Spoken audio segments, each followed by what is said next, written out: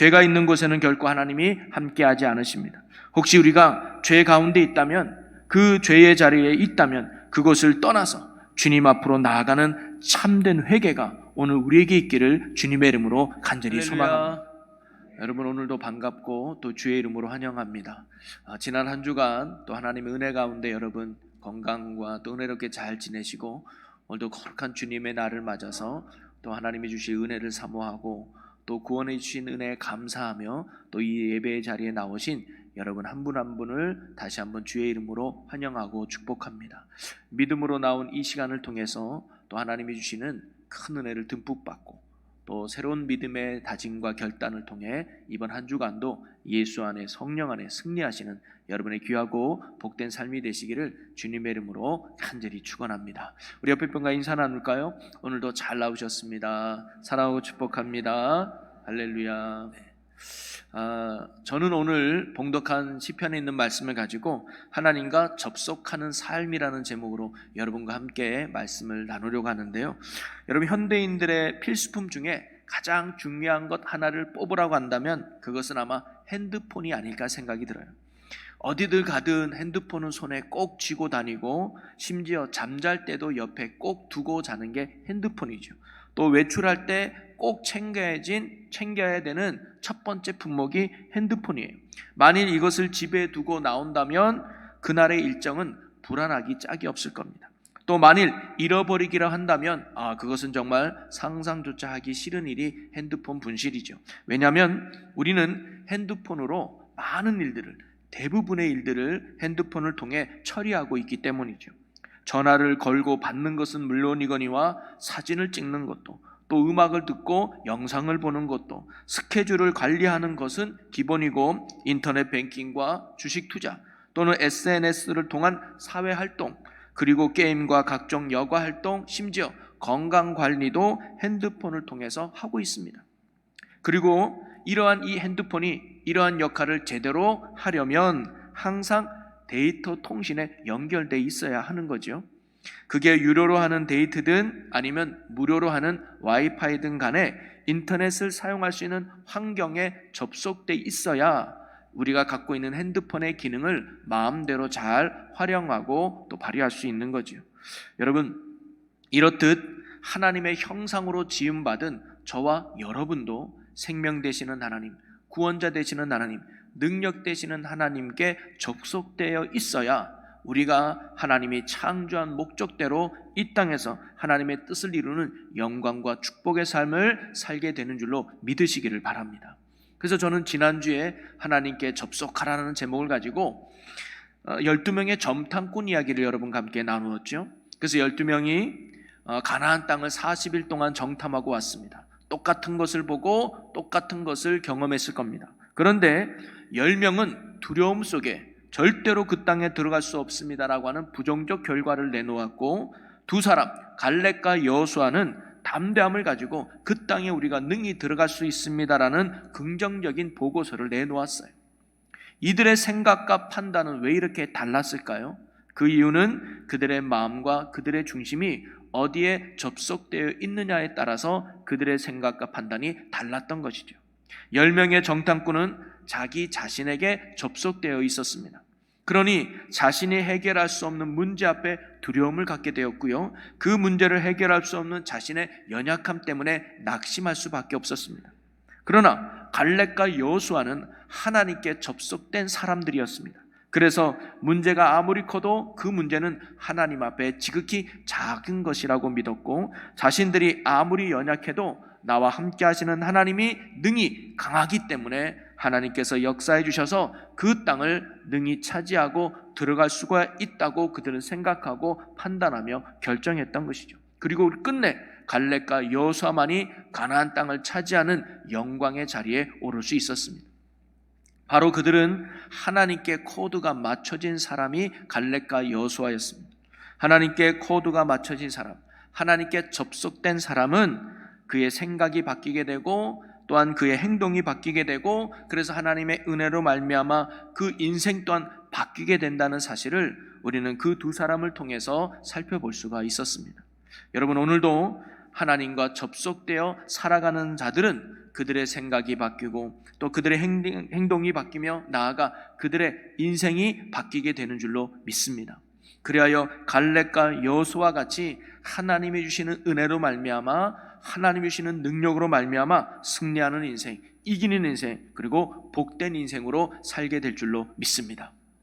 그러면서 오늘 우리가 읽은 시편 1편의 말씀도 하나님과 늘 연결된 접속된 삶이 주는 축복이 무엇이며 또 어떤 삶이 하나님과 접속된 삶을 살아가는 것인가를 오늘 말씀이 우리에게 가르쳐 주고 있습니다. 먼저 1절 말씀에 보면 복 있는 사람은 이라는 말로 성경이 시작되죠. 여러분, 복 있는 사람은 어떠한 결과를 가져오는가를 3절에서 시편 기자는 이렇게 이야기해 주고 있습니다. 우리 3절을 같이 읽어보겠습니다. 그는 시냇가에 심은 나무가 철을 따라 열매를 맺으며 그 잎사귀가 마르지 아니함 같으니 그가 하는 모든 일이 다 형통하리로다. 아멘. 여기서 그는 누구냐면 그가 바로 복 있는 사람이에요. 그리고 복 있는 사람은 시냇가에 심은 나무와 같다라고 이야기해 주고 있어요. 여러분, 오래전에 태국에서 큰 가뭄이 든 적이 있었다고 합니다. 그래서 시내에 있는 수많은 나무들이 말라 죽는 일이 발생했는데요. 그런데 유독 한 나무만이 그 푸르름을 유지하며 죽지 않았다는 거예요. 그래서 식물학자들이 도대체 이 나무의 특별한 이유가 뭔가 연구해 보니까 이 나무의 뿌리가요, 보통과는 다르게 아주 깊숙이 내려져 있어서 지하수에까지 바로 그 뿌리가 내려져 있었다는 거예요. 그래서 죽지 않고 푸르름을 유지할 수 있었다는 사실이죠. 그 나무 자체가 특별해서가 아니에요. 똑같은 나무지만 그 뿌리가 지하수의 물과 연결되어 있다 보니까 가뭄 중에서도 생명과 푸르름을 유지할 수 있었던 것이죠. 여러분, 바로 오늘 성경이 말하는 복 있는 사람은 어떤 사람이냐? 시냇가에 심기준 나무와 같이 바로 언제나 하나님과 연결되어 있어서, 언제나 하나님과 접속되어 있어서 하나님으로부터 오는 생명으로, 하나님으로부터 오는 은혜로, 하나님으로부터 오는 은혜와 사랑으로 말미암아 열매를 맺고 잎사귀가 마르지 않으며 모든 일이 하나님으로 인해 형통케 되는 자임을 이야기하고 있습니다. 이것이 진짜 복 있는 사람의 모습이라는 거죠. 여러분, 요셉은요 언제나 하나님과 연결되어 있어서 그의 삶은 형통했습니다. 보디발의 집에 노예로 팔려갔을 때 성경이 이렇게 기록해 주고 있습니다. 창세기 39장 2절에 보니까 여호와께서 요셉과 함께 하심으로 그가 형통한 자가 되어 그의 주인 애굽 사람의 집에 있으니, 비록 그가 노예로 팔려갔지만 하나님과 연결된 그는 하나님께서 그를 형통한 길로 인도하셨다는 거예요. 그래서 보디발에 있을 때 보디발의 노예지만 가정 총무가 되는 영광을 얻지 않습니까? 또한 보디발의 아내의 유혹에 의해서 어쩔 수 없이 그가 감옥에 갇힌 일이 발생하죠. 그런데도 39장 23절에 보니까 간수장은 그의 손에 맡긴 것을 무엇이든지 살펴보지 아니하였으니 이는 여호와께서 요셉과 함께 하심이라. 여호와께서 그를 범사에 형통하게 하셨더라. 억울하게 죄를 지고 감옥에 갇혔지만 그는 언제나 하나님과 연결된, 하나님과 접속된 사람이었습니다. 그래서 그와 함께 하신 하나님이 그 요셉의 삶을 형통케 인도해 주셔서 간수의 눈에 들어와 재반 업무를 맡아 끝내 총리의 자리까지 오르는 영광과 축복을 누리지 않습니까? 이처럼 하나님과 연결된 삶, 하나님과 접속되어 살아가는 사람은 하나님께서 형통케 하시는 인생이 되는 줄로 믿으시기를 바랍니다. 오늘 저와 여러분이 언제나 이러한 하나님과 늘 연결되어서 하나님과 늘 접속되어 함께 하심으로 말미암아 하나님의 범사에 형통케 하는 복을 누리는 저와 여러분의 삶이 되시기를 주님의 이름으로 간절히 축원합니다. 자, 그러면 어떤 사람이 하나님과 늘 연결되어 사는 사람일까요? 어떤 사람이 하나님과 접속되어 살아가는 사람일까요? 어떤 사람이 시냇가에 심은 나무와 같은 사람이고 어떤 사람이 포도나무에 늘 붙어있는 가지와 같은 열매를 많이 맺는 사람일까요? 저는 오늘 본문에서 그 해답을 찾아보려고 합니다. 자, 오늘 말씀 1절과 2절 말씀 속에서 바로 하나님께 연결된 사람, 그리고 하나님께 접속된 사람, 그래서 하나님이 함께하는 사람은 어떤 사람인지를 오늘 1절과 2절에서 가르쳐 주는데요. 먼저 1절 말씀입니다. 우리 1절을 같이 읽어봅니다. 복 있는 사람은 악인들의 꾀를 따르지 아니하며 죄인들의 길에 서지 아니하며 오만한 자들의 자리에 앉지 아니하고 라고 나와요. 여러분, 복 있는 사람이 어떤 사람이라 그랬어요? 하나님께 늘 연결된 사람, 하나님께 접속된 사람, 시냇가에 심기진 나무와 같은 사람이 복 있는 사람인데, 그 사람은 뭐냐? 악인의 꾀를 따르지 아니하고 죄인의 길에 서지 않고 오만한 자리에 앉지 않는 사람이다라고 말하고 있습니다. 바로 하나님이 싫어하는 죄를 멀리하고 죄의 자리를 떠난 사람이 바로 하나님께 접속된 사람임을 가르쳐주고 있어요. 한마디로 오늘 첫 번째로 하나님과 접속된 사람은 죄를 떠나 회개하는 사람이 하나님과 접속된 사람이라는 거예요. 하나님을 만나고 하나님과 접속되려면 먼저 하나님이 싫어하는 죄의 자리를 떠나야 된다는 사실이죠. 여러분, 만약에 여러분이 배를 타고 바다를 항해하고 있는데 그만 바위에 부딪혀가지고 배에 구멍이 났어요. 그래서 물이 점점 들어와서 배가 서서히 침몰하고 있었다고 칩시다. 그런데 마침 옆에 지나가는 배 한 척이 있었어요. 자, 그러면 그 배가 이제 우리가 타고 있는 배 옆에 왔어요. 그럼 우리가 그 침몰하는 배에서 구원받아서 그 배에 타기 위해서는 제일 먼저 해야 되는 게 뭔지 아십니까? 침몰하는 배에서 나와야 돼요. 이 배가 참 멋있다. 이 배가 들어가면 나는 살겠구나. 아무리 생각하고 떠들어도 소용없어요. 내가 타고 있는 그 배에서 나와야 구원받을 수 있는 거 아니겠습니까? 여러분, 마찬가지입니다. 우리가 하나님의 은혜 안에, 하나님의 사랑 안에, 하나님의 구원 안에 들어가기 위해서는 제일 먼저 멸망하는 죄의 자리를 떠나야 한다는 거예요. 죄의 자리를 벗어나고 회개함으로 하나님께 돌아가야 한다는 사실입니다. 이사야 59장 1절 2절에 보면 이런 말씀이 있습니다.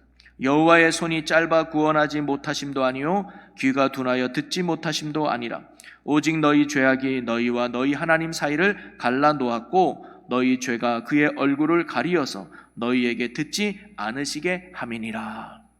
하나님을 우리가 만나지 못하는 이유, 우리가 하나님께 연결되지 못하는 이유, 우리가 하나님께 늘 접속되어 살지 못하는 삶의 이유가 어디 있는가? 바로 하나님과 나 사이에 죄가 놓여있기 때문에 하나님께 접속할 수 없다라고 가르쳐주고 있습니다. 거룩한 성품을 지니신 하나님은 결코 죄 가운데 역사할 수 없습니다. 내 안에 죄 문제가 온전히 해결될 때 우리는 하나님과 연결된 삶을 살아갈 수 있으며 하나님과 함께 살아갈 수 있는 것입니다. 요즘 저희는 새벽마다 사무엘상 말씀을 묵상하고 있는데요, 사무엘상 7장에 보면 이스라엘 백성들이 블레셋에 의해서 수십 년 동안 괴로움을 당하고 있었습니다. 그래서 이스라엘 백성들이 하나님의 은혜를 사모하는 장면이 나와요. 자, 사무엘상 7장 2절에 보니까 이스라엘 온 족속이 여호와를 사모하니라 라고 나오거든요. 여기서 여호와를 사모했다는 말은 뭐냐면 하나님의 은혜를 기대했다는 거예요. 우리 좀 건져 주십시오, 우리 좀 구원해 주십시오 라고 하나님의 은혜를 사모했다는 말이거든요. 이거는 어찌 보면 우리가 하나님과 연결되어서, 우리가 하나님과 접속되어서 하나님의 구원하신가 은혜 안에 살기를 원하는 이스라엘 백성들의 고백이었습니다. 그럴 때 사무엘이 그러한 이스라엘 백성을 향하여 외친 말이 있는데 그게 사무엘상 7장 3절입니다. 우리 같이 한번 읽어봅니다. 사무엘이 이스라엘 온 족속에게 말하여 이르되 만일 너희가 전심으로 여호와께 돌아오려거든 이방신들과 아스다롯을 너희 중에서 제거하고 너희 마음을 여호와께로 향하여 그만을 섬기라. 그리하면 너희를 블레셋 사람의 손에서 건져내시리라. 아멘. 사무엘이 뭐라고 말하냐면 너희가 진정 하나님과 연결돼서 하나님과 접속되어서 하나님의 은혜와 구원의 삶을 살기를 원한다면 너희는 지금 죄의 자리를 떠나서 그 죄를 회개하고 하나님께 돌아오라 라고 말합니다. 그럴 때 하나님이 우리를 만나주시고 블레셋에서 우리를 능히 구원해 주실 것이다 라고 선포하고 있습니다. 여러분, 가룟 유다와 베드로가 둘 다 예수님께 죄를 지었죠. 그런데 베드로는 다시 주님과 연결되어서 평생 복음을 전하는 복음 전도자의 삶으로 하나님의 기쁨으로 살았죠.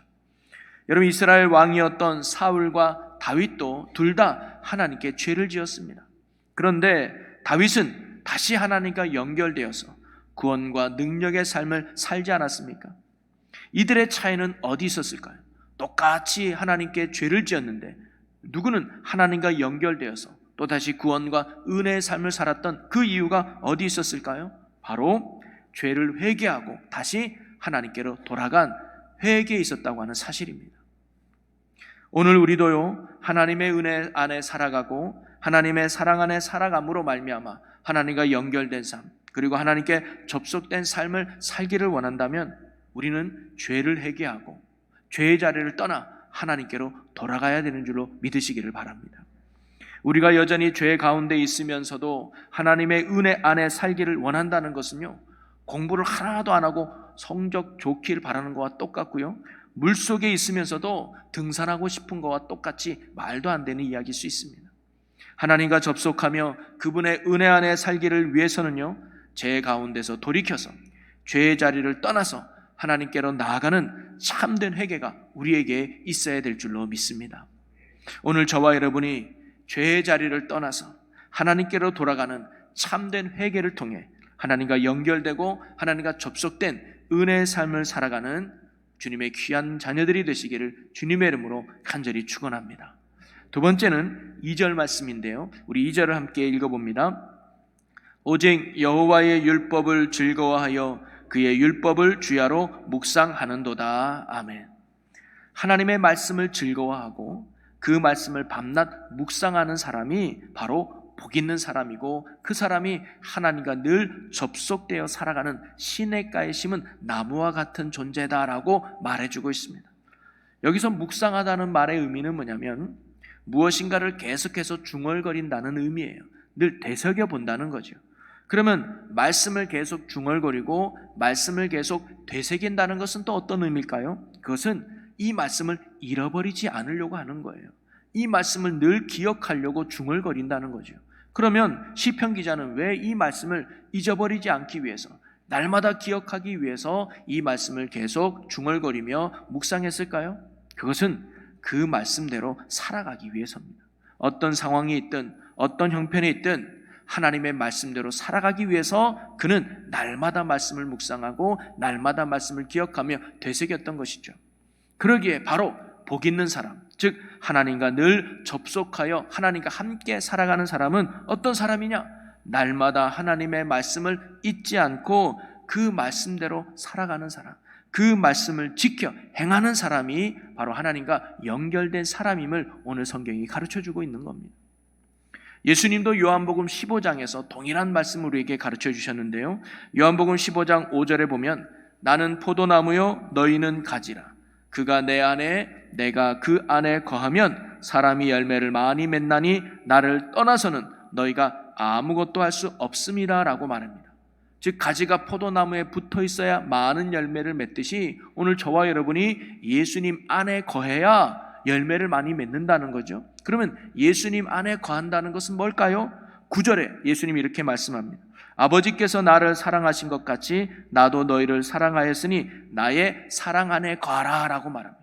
바로 내 사랑 안에 거하는 것이 예수님 안에 거하는 거래요. 자, 그러면 예수님의 사랑 안에 거한다는 것은 어떤 말씀일까요? 10절에 예수님이 이렇게 말합니다. 우리 같이 읽어봅니다. 내가 아버지의 계명을 지켜 그의 사랑 안에 거하는 것 같이 너희도 내 계명을 지키면 내 사랑 안에 거하리라. 아멘. 예수님이 하나님의 사랑 안에 거하는 건 예수님이 아버지의 계명을 지킨 거래요. 그럼 우리가 예수님의 사랑 안에 거한다는 것은 뭐예요? 바로 예수님의 계명을 지켜 사는 것을 말씀하고 있는 겁니다. 바로 우리가 가지로서 포도나무 되시는 예수님께 꼭 붙어 산다는 것은 예수님의 계명, 즉 말씀과 그 뜻대로 살아가는 것임을 가르쳐주고 있는 겁니다. 바로 하나님의 말씀을 지켜 행하는 자가 하나님과 늘 접속되어 살아가는 사람이며 하나님의 은혜 가운데 살아가는 사람이라는 거죠. 바꿔 말하면 하나님은 우리가 말씀대로 살아갈 때 우리와 늘 함께 해주시고 우리의 힘이 되어주시고 우리의 능력과 우리의 구원이 되어주신다는 사실입니다. 우리는 일주일에 한 번 주일이 되면 예배당에 와서 예배를 드리죠. 또 어떤 분들은 각종 기도 모임에 열심히 참석하기도 합니다. 어떤 분은 매일 시간을 정해두고 개인 경건의 시간을 갖기도 하죠. 어떤 분은 새벽 기도에 열심히 참여하는 분들도 계십니다. 우리가 이렇게 경건 생활에 힘쓰는 이유가 뭘까요? 바로 하나님과 늘 접속하며 하나님의 은혜 안에 살아가고자 하기 때문일 겁니다. 자, 그런데 우리가 예배 드리는 것도 기도하는 것도 또 경건의 시간을 갖는 것도 중요합니다. 그러나 이 모든 경건 생활의 핵심 어디에 있느냐? 다름이 아니라 하나님의 뜻을 깨닫고 하나님의 뜻대로 살아가는 데 있다는 거예요. 말씀대로 살아가는 데 신앙의 가치와 핵심이 있습니다. 바로 신앙의 핵심은 하나님의 뜻대로 살아가는 데 있다는 거죠. 그래서 마태복음 7장 21절에 예수님이 이렇게 말씀하셨습니다. 나더러 주여 주여 하는 자마다 다 천국에 들어갈 것이 아니요 다만 하늘에 계신 내 아버지의 뜻대로 행하는 자라야 들어가리라. 아멘. 우리가 1년 52주의 예배를 한 번도 빠지지 않고 드렸다 해도, 매일 새벽 기도에 참석하여 기도했다고 해도, 헌금 생활을 열심히 냈다고 해도 우리의 삶 속에 하나님의 말씀대로 하나님의 뜻대로 살지 않는다면 우리는 하나님과 접속된 연결된 삶을 살아가지 못하는 것입니다. 제가 몇 주 전에 금요기도회 때도 잠깐 여러분에게 드렸던 이야기 중에 하나인데요. 요즘 인터넷에 인기 있는 드라마가 있어요. 제목은 제가 얘기하지 않을게요. 혹시 여러분 볼까봐. 이게 뭐냐면 학교 폭력에 관한 그 주제를 다룬 드라마예요. 다소 끔찍한 장면도 나와서 여러분에게 권해드리고 싶지는 않습니다만, 그 나오는 장면이 우리가 생각해 볼 내용이 있어서 여러분에게 잠깐 이야기하면, 한 학생이 고등학교 때 피해를 입어요. 학교 폭력을. 그래서 그게 가해자가 4명, 5명이 되는데, 그 가해자 중 한 명이 대형교회 목사님 딸이 있어요. 그래서 교회 생활도 참 열심히 하는데 삶 속에서는 그 친구를 괴롭히는 거예요. 그러다가 성인이 됐습니다. 그래서 피해 입은 그 친구가 자기를 괴롭혔던 친구들에게 복수하는 그런 이야기의 드라마예요. 그러면서 그 목사의 딸을 찾아갑니다. 그래서 이제 나름대로 복수를 하죠. 그랬더니 이 목사의 딸이 그 친구에게 이렇게 말을 해요. 야, 넌 이제 천국 못 가. 근데 난 갈 수 있거든. 왜냐? 난 너한테 했던 짓 다 회개하고 용서받았어. 그랬더니 주인공이 이렇게 말합니다. 빼기 좋네. 그래, 죽으면 꼭 천국 가. 대신 네가 사는 날 동안은 지옥이 될 거야. 하면서 이제 복수를 이제 계획하는 거예요. 저는 그 장면을 보면서 이런 생각이 들었습니다. 세상 사람들이 그리스도인을 보는 관점이 그런 모습이 아닐까. 저는 가끔 이제 드라마나 또는 인기 있는 영화나 이런 걸 볼 때 그게 시대를 방영한다고 생각이 들어요. 그러니까 인기 있는 드라마는 공감이 되잖아요. 요즘 세상 사람들이 뭘 좋아하는지, 요즘 사람들이 어떤 관점으로 세상을 바라보고 있는지, 그 안에는 세상이 교회를 어떻게 보고 있는지, 세상이 그리스도인들을 어떻게 보고 있는지를 드라마나 영화를 통해서 간접적으로 느낄 수 있어요. 오늘 이 드라마 속에서도 저는 그렇게 느꼈습니다. 세상이 그리스도인을 이렇게 보고 있구나. 뭐라고 볼까요? 기독교인을 종교인으로만 보지 신앙인으로 보지 않는다는, 있지도 않는 하나님, 있지도 않은 예수를 믿는다고 혼자 떠들면서 삶은 전혀 하나님 말씀대로, 전혀 예수님대로 살지 않는 신앙과 삶이 분리된 이중적인 모습으로 살아가는 그리스도인들이 세상 사람들에게 지금 그렇게 비춰져 있지 않는가? 여러분, 거기에 나오는 가해자 되는 목사의 딸은 예배도 꼬박꼬박 드렸어요. 그 드라마 중에는요, 그 아이를 괴롭히기 위해서 모일 때가 있는데 본인은 못 간대. 왜? 특세 기간이라. 아유, 아빠가 예배 안 드리면 용돈 끊는데 그래서 나 기도하러 가야 돼. 니들끼리 해. 그러면서 그 친구도 꼬박꼬박 예배 드리고요, 꼬박꼬박 기도 모임도 잘 참석했어요.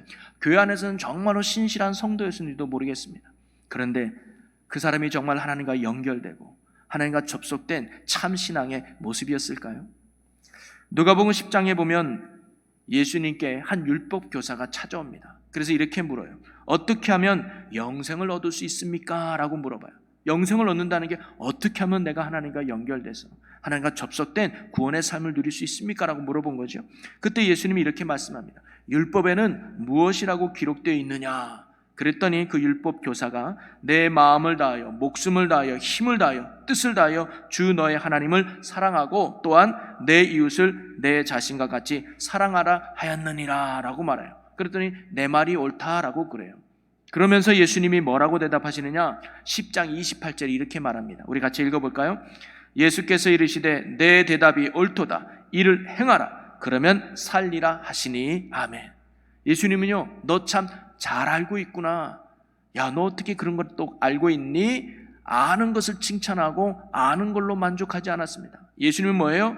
옳도다. 그러나 이를 행하라. 그러면 살리라. 바로 예수님께서 그 율법 교사에게 원하신 것, 너 정말 영생 얻고 싶니? 너 정말 하나님과 연결된 삶, 하나님과 접속된 구원의 삶 누리고 싶니? 그러면 아는 것에 머무르지 말고 그 말씀대로, 그 뜻대로 행하는 삶을 살아라고 말씀하고 있는 겁니다. 여러분, 오늘도 주님이 우리에게 원하시는 것은 말씀을 아는 것이 아니라 말씀대로 사는 삶을 원하고 계시는 거예요. 말씀대로 사는 자가 하나님과 연결되고, 말씀대로 사는 자가 늘 하나님과 접속되어서 시냇가에 심은 나무처럼 하나님이 주신 은혜로 형통의 복을 누리며 살게 된다는 것입니다. 여러분, 오늘 저와 여러분이 단순한 종교적 행위에 머무는 종교인이 아니라 하나님의 뜻을 알고 하나님의 말씀을 알고, 그리고 그 말씀대로 하나님을 사랑하고 이웃을 사랑하며 하나님과 연결된, 하나님과 접속된 거룩하고 복된 자녀로 살아가는 저와 여러분이 되시기를 주님의 이름으로 간절히 축원합니다. 말씀을 정리하면요, 여러분, 하나님의 형상으로 지음받은 오늘 저와 여러분은 하나님과 접속되어 살아갈 때, 하나님과 연결되어 살아갈 때, 그 하나님과 함께 살아갈 때 우리는 하나님으로 인해서 주시는 그 은혜와 능력으로 말미암아 창조의 목적대로 이 땅에 하나님의 뜻을 이루는 영광과 축복의 삶을 저와 여러분이 살게 되는 줄로 믿습니다. 그래서 오늘 말씀처럼 시냇가에 심기는 나무처럼 철을 따라 열매를 맺고 잎사귀가 마르지 않으며 형통한 복을 누리게 된다는 거죠. 오늘 저와 여러분이 늘 하나님과 연결되어서 하나님이 주시는 은혜와 사랑과 능력과 평안으로 말미암아 형통한 복을 이루는 이 시대에 복 있는 사람이 되시기를 주님의 이름으로 간절히 축원합니다. 그러면서 그러기 위해서 오늘 두 가지를 나눠보았잖아요. 첫째는 뭐라 그랬습니까? 죄의 자리를 떠나 회개함으로 하나님께 나아가는 자를 하나님이 만나주신다는 거예요. 죄가 있는 곳에는 결코 하나님이 함께하지 않으십니다. 혹시 우리가 죄 가운데 있다면, 그 죄의 자리에 있다면 그곳을 떠나서 주님 앞으로 나아가는 참된 회개가 오늘 우리에게 있기를 주님의 이름으로 간절히 소망합니다.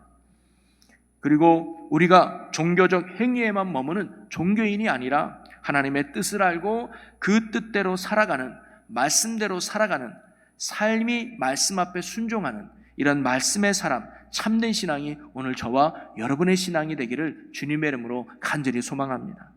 하나님은 이런 우리를 만나 주실 것이고, 이런 우리와 함께 해 주실 것이며, 이런 우리에게 주님은 오늘도 구원이 되어주시고 능력이 되어주시고 소망과 힘이 되어주실 줄로 믿습니다. 오늘 그 주님의 동행함으로 승리하는 우리 모두가 되시기를 주님의 이름으로 간절히 축원합니다. 오늘 우리에게 주신 말씀을 붙들고 이 시간 함께 결단하며 기도하기를 원하는데요, 주님, 우리가 늘 주님과 연결된, 또 주님과 접속된 은혜의 삶을 사는 자 되게 하여 주옵소서. 아버지, 그러기 위해 회개함으로 죄의 자리를 떠나게 하여 주시고 주님께로 온전히 돌아가는 자 되게 하여 주옵소서. 또한 주님의 뜻대로, 주님의 말씀대로 살아가는 자 되게 하여 주옵소서라고 성령이 우리를 도와달라고 우리 시간 주여 크게 한번 외치고 우리 함께 통성으로 기도하겠습니다. 주여, 하나님, 우리에게 믿음을 주시옵소서. 우리가 언제나 하나님과 연결되고 하나님과 접속되고 하나님과 함께하는 영광과 복 있는 삶, 축복의 삶 되게 하여 주옵소서. 그리하여 시냇가에 심은 나무가 철을 따라 열매를 맺으며 아버지 잎사귀에 마르지 않는 것 같이 우리도 하나님으로 인해로 말미암아 형통한 복을 누리는 복 있는 자 되게 하여 주옵소서. 아버지, 그러기 위해 회개합니다. 죄의 자리를 떠납니다. 죄를 멀리합니다. 아버지께로 나아가는 자, 아버지께로 돌아가는 자 되게 하여 주시옵소서. 그리고 내 삶 속에서 말씀대로 살아가는 자, 하나님의 뜻을 깨닫고 그 뜻대로 순종하는 믿음의 삶이 되게 하여 주시옵소서. 성령님, 우리를 도와주셔서 회개케 하시고 말씀에 순종하도록 성령님 도와 우리의 삶 가운데 영통한 복을 누리게 하여 주옵소서. 아멘. 이끄심을 감사합니다. 성령이 역사하시고 인도하여 주시옵소서. 아멘. 살아계신 하나님, 우리가 언제나 하나님과 접속되고 연결된 하나님과 함께하는 삶을 사는 저희들 되게 하여 주시옵소서. 그리하여 시냇가에 심은 나무같이 철을 따라 열매를 맺고 잎사귀가 마르지 않는 동같이 하나님으로 인해 형통한 복을 누리는 우리가 되게 하여 주시옵소서. 아버지, 그러기 위해 날마다 죄를 멀리하고 죄의 자리를 떠나 하나님께로 나아가는 회개함이 우리 안에 있게 하여 주시옵소서. 그리고 하나님의 뜻이 무엇인지 하나님의 말씀대로 살아가는 삶이 되게 하여 주시옵소서. 그리하여 오늘도 하나님과 동행하며 하나님과 연결되며 온전한 구원의 삶을 누리는 우리 모두가 되게 하여 주옵소서. 감사 영광을 주께 돌리며 예수님의 이름으로 기도하옵나이다. 아멘.